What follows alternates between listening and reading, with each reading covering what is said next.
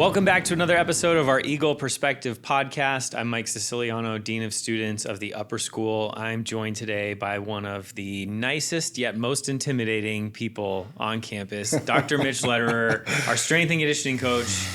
Mitch, thanks for being here. Thank you for having me. It's a pleasure to be here. So do I have to call you doctor? Is that the way it works? No, actually only my brother is required to call me doctor. Everybody else can just call me Mitch. Why your brother? What's the logic there? Older, younger? He's older. Okay, so that's why. And that's the reason. Like you got to remind him, like the pecking order has changed. I'm the only doctor in this generation of our family, so I love it. So tell people a little bit about what you do here at Santa Fe. You've been here for I guess about a year or so now, right? It's coming up on a year now in August. Yeah. I'm the strength and conditioning coach here. Mm-hmm.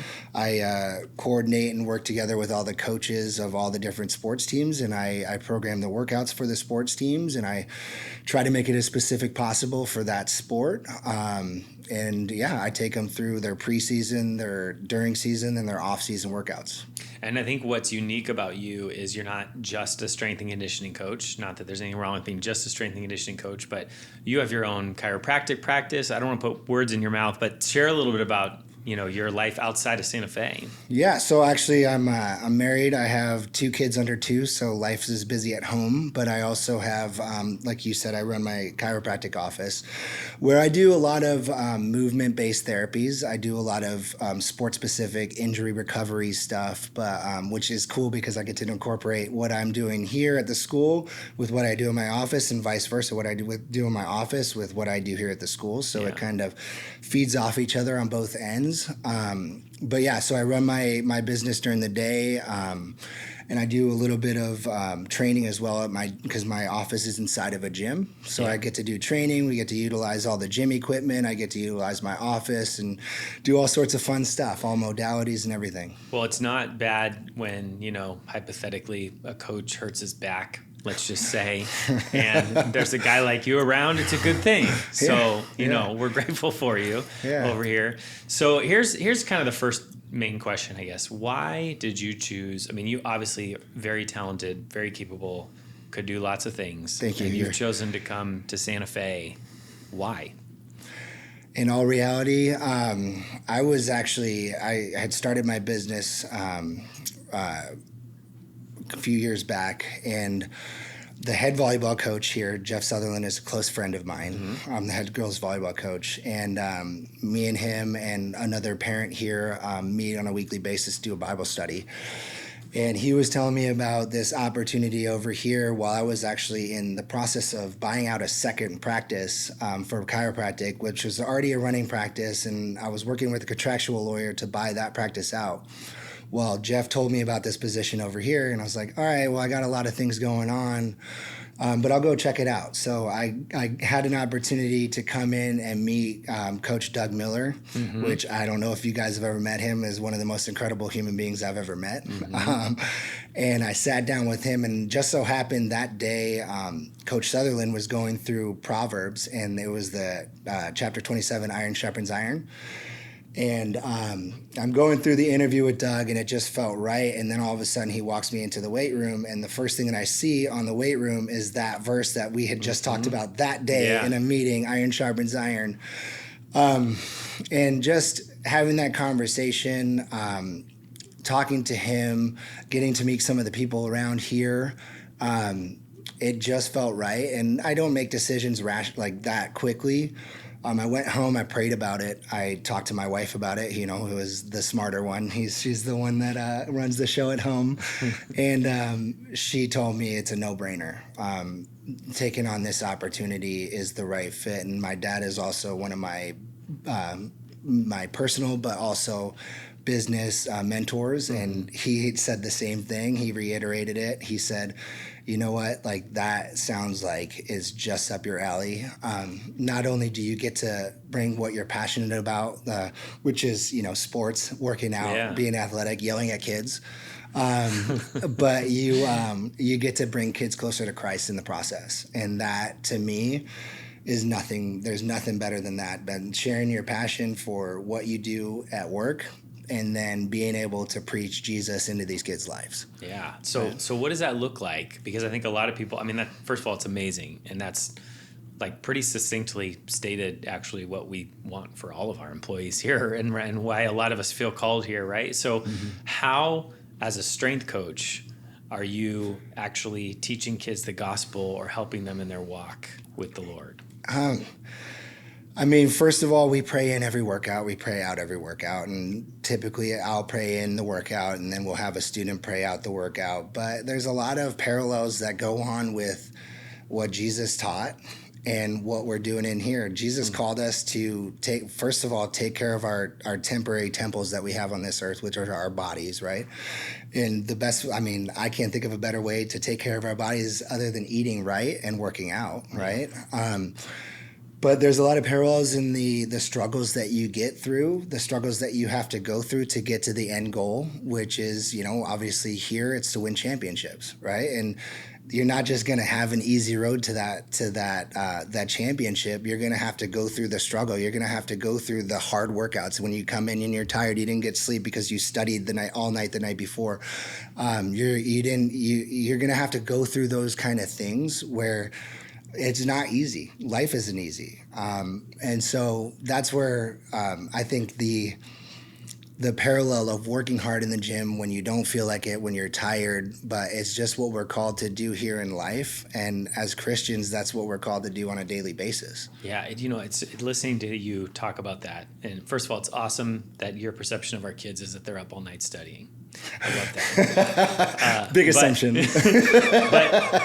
But that said, I think for whatever reason, kids will hear it from you in ways they don't hear it from other people because sometimes they care so much about whatever sports or whatever goal they have that it feels like they listen to you. Whereas me as history teacher, I can talk all day long about, study this, read that, write this.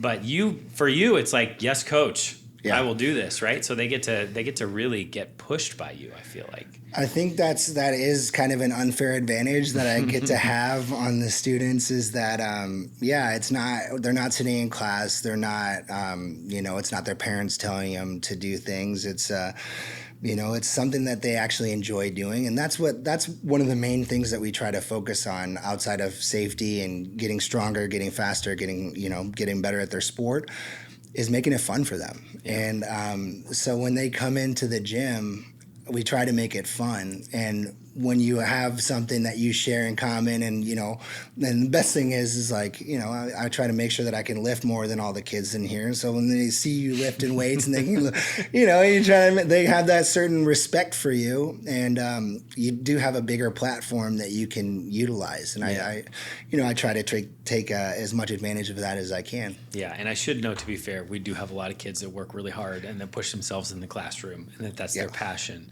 But there's certainly a group of kids that you have a unique voice to. So you talk about making it fun for them. What are some examples of that? I mean, I think about just being involved with the football program here and in the mornings, sometimes there's challenges and stuff. Do you come up with those? What are the ways you make it fun? There's a great group of guys that all work together in the programming of the workouts. So we try to do at least a weekly competition, especially with the football team. We do that.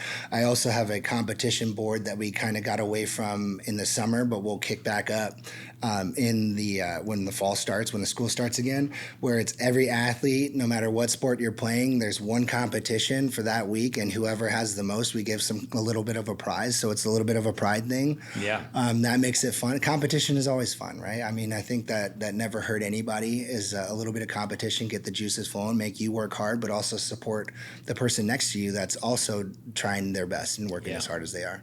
And your services here, you work with all the sports, right? Like women's volleyball, basketball, really any sport that wants to take advantage of you, you're available for. Exactly. Okay.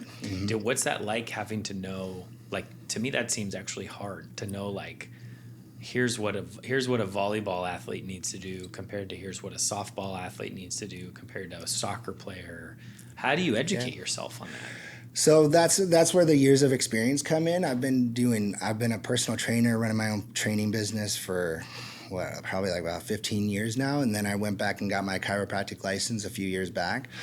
But that's a great question. I love that question because these are the kind of things that fire me up about programming workouts specifically for different teams. So let's think one of the most prevalent injuries in all of sports is ACL tears, right?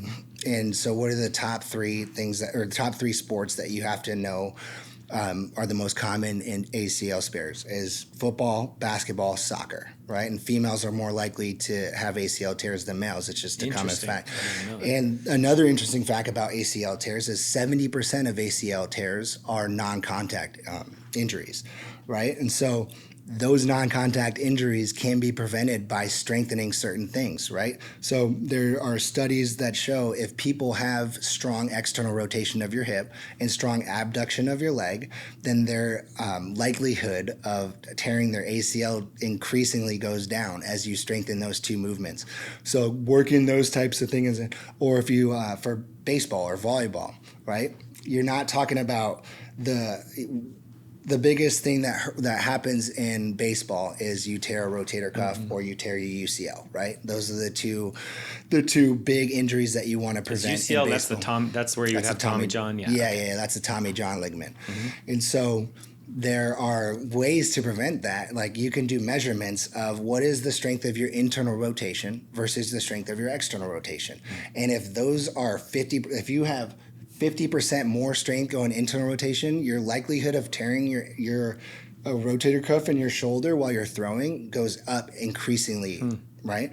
But if you have somewhere between a 5 to 10% difference in internal rotation to external rotation, then your likelihood of injury goes down. So you just try to think about those things. Sorry, I didn't mean to nerd out on you on that kind of stuff. You can nerd out as much as you want. I love this is the kind of stuff I get excited about. I just look for excuses for myself. Like maybe the problem is not that I had a bad arm. It's just my internal rotation was so strong that, if someone had told me about my external rotation, I'd be in the majors right now. I'd rather be throwing 105 miles an hour, starting every other game. Where were you 20 years ago, Mitch?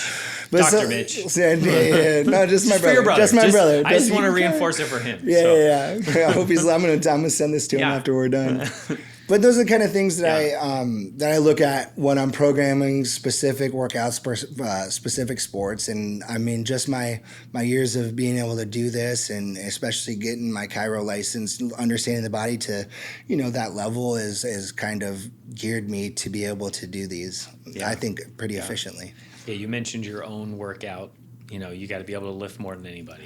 Is it close the right kids now? Here. Is there anyone on campus that could come even close? Of course, there's obviously there's one kid that stands out.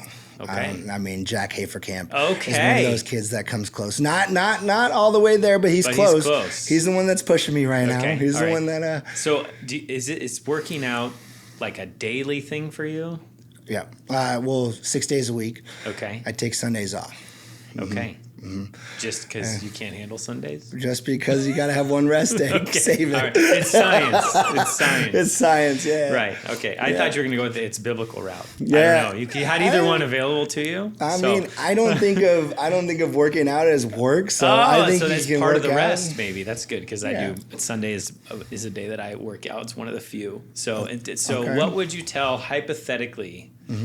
Maybe a man who's bordering on middle age. Who's crossing some thresholds. This hypothetical man? Yeah, who feels like his ability has decreased dramatically. Do you have any advice for such a person if they exist? Weight training, if they exist. Weight training is probably the biggest number one component that you can instill in your life 3 to 5 times a week that will decrease injuries, decrease aches and pains that you have right now. People think mobility, which is also just as important, but weight training is something that people ignore. That's interesting because I feel like older people, middle-aged people. I shouldn't say older people. Only 4 years older. I didn't say this is hypothetical. This is hypothetical. But we don't lift a lot anymore. I'm not out. That's the problem. Okay, interesting. Yeah, I mean, and that's. It's such that is a battle that I have to cross with, especially in my business at my office, my chiropractic business, is so many people don't understand the importance of taking their tendons through strengthening the full range of motion, but strengthening, and the importance that that has in injury occurrence and preventing future injuries from happening. Okay, that's good. So I'm gonna get yelled at if I ask you any more questions about middle-aged men, because that's not the point of it. So in working with the kids, what's been different than you expected?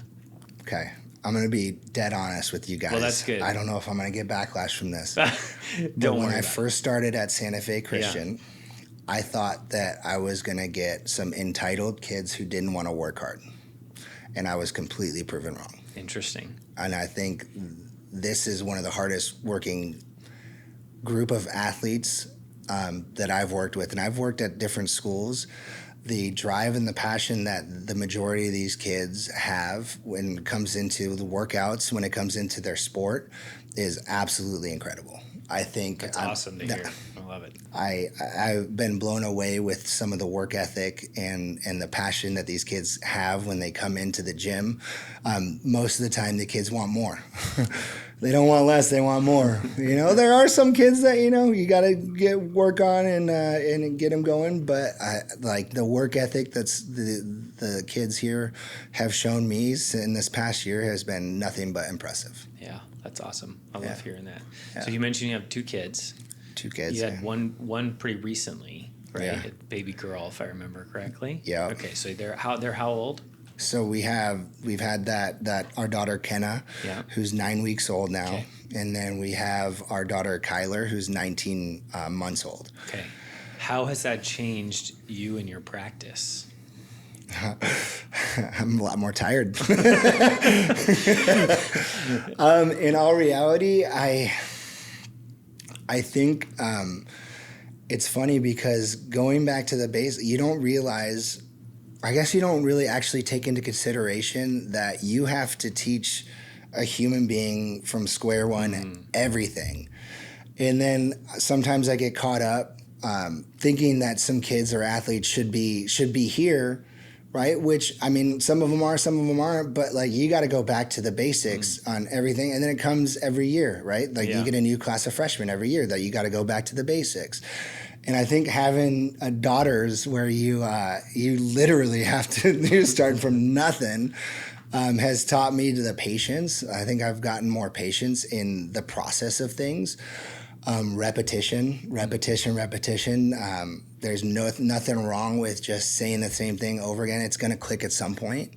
But just, stick to it, be patient in the process, and you're going to get to the point where when you look back at where we were and where we are now, it's going to be worth it. You know? If a parent were to ask, why should my kid train with you? What would you tell them?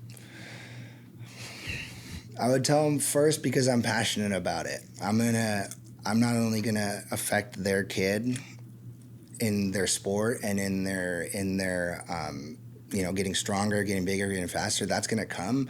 But I'm invested in these kids personally. I want these kids to succeed because, I mean, the odds are not all these kids are going to go on to play professional sports.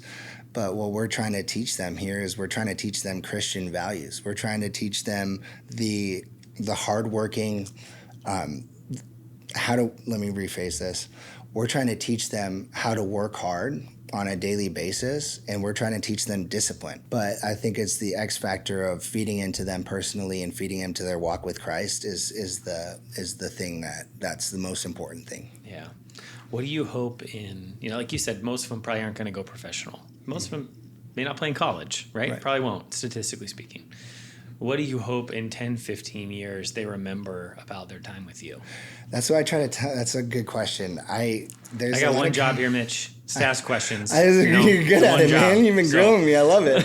I think that's the one thing that, especially for some of the kids that don't necessarily like coming in, they just aren't getting the hang of it. I tell them, you're going to want to work out for the rest of your life. There's nothing but benefits that you're going to get from it for your life. And so you're going to look back at these times, and I'm going to teach you some things that you would never have learned if you didn't have a strength and conditioning, you guys are, I mean, they're so blessed to have this program here. I mean, I went to Rancho Bernardo High School, and we didn't have anything close to a specific program designed for their workouts. I mean, and they get to learn things that they'll be able to take into their workouts when they're doing it at home, when they're 35, or when they're the hypothetical 40-year-old man that's just trying to, you know, fix their aches They're and out pains. there somewhere. Yeah, I haven't met him yet.